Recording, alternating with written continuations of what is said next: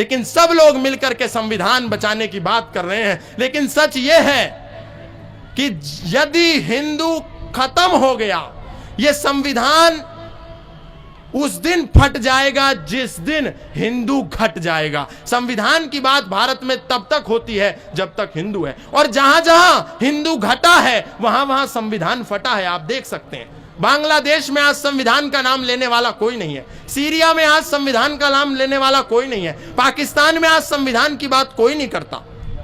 इसलिए हिंदू जुड़ के रहे, मिल के रहे, आपस में हम सब एक होकर के रहे, तभी संविधान बचेगा। और विशुद्ध मनुस्मृति, क्योंकि मनुस्मृति पर यदि किसी ने काम किया है तो वो केवल आर्य समाज ने किया। हम विशुद्ध मनुस्मृति का अधिक से अधिक प्रचार करें। महर्षि मनु के ऊपर इतने आरोप लगाए, उनको इतनी गालियां दी, लेकिन हमारे आर्य विद्वानों ने मनुस्मृति जितनी भी समाज में थी, जिसके आधार पर हमारे महर्षि मनु को गाली दी जाती थी, उन सारे मनुस्मृतियों को एकत्रित किया, उसका शोधन किया, उसको शुद्ध किया, उसको विशुद्ध किया, उसका अनुसंधान किया, उस पर रिसर्च करी, और रिसर्च करके ये पाया कि संसार में जितनी भी मनुस्मृतियां हैं उसमें लगभग 2685 श्लोक हैं।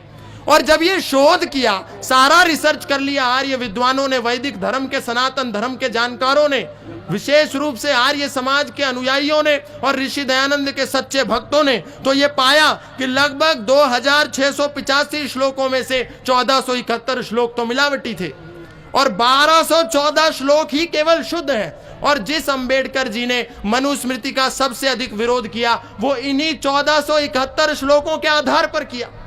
तो एक समय जो हमारे समाज में, हमारे धर्म में, हमारी संस्कृति में प्रक्षेपण आ गया, उसको यदि हम शुद्ध नहीं करेंगे तो काम नहीं चलेगा। ये ठीक ऐसा ही है जैसे बाबा साहब भीमराव अंबेडकर, आज का जो संविधान है 100 अमेंडमेंट्स उसमें हो गई, 100 मिलावट उसमें कई लोगों ने, राजनेताओं ने कर दी, वक्फ बोर्ड और ये बोर्ड और वो बोर्ड। इसके बाद यदि आज वक्फ बोर्ड का गुनहगार हम बाबा साहब को ठहराएंगे तो बाबा साहब उसके जिम्मेदार नहीं है, क्योंकि वक्फ बोर्ड का प्रावधान बाबा साहब ने नहीं किया था। ठीक इसी प्रकार मनुस्मृति में यदि किसी ने झूठ बात डाल दी है तो उसके जिम्मेदार मनु नहीं है, बीच में आए हुए मैक्स मुलर ने, बीच में आए हुए कुछ विदेशी पाश्चात्य लोगों ने मनुस्मृति को बदनाम कर दिया।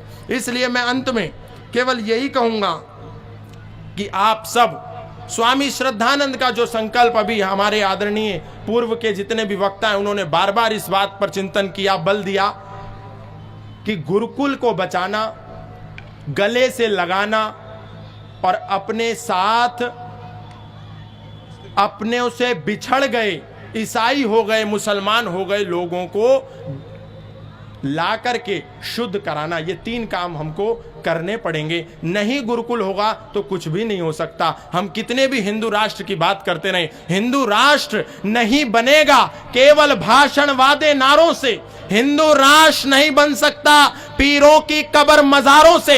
हिंदू राष्ट्र नहीं बनेगा गिरजा मस्जिद मिंबारों से। हिंदू राष्ट्र नहीं बन सकता लंबी चौड़ी कोठी कारों से। हिंदू राष्ट्र बनेगा केवल गुरुकुल के प्रचारों से। इसीलिए हम गुरुकुलों को बचाएं।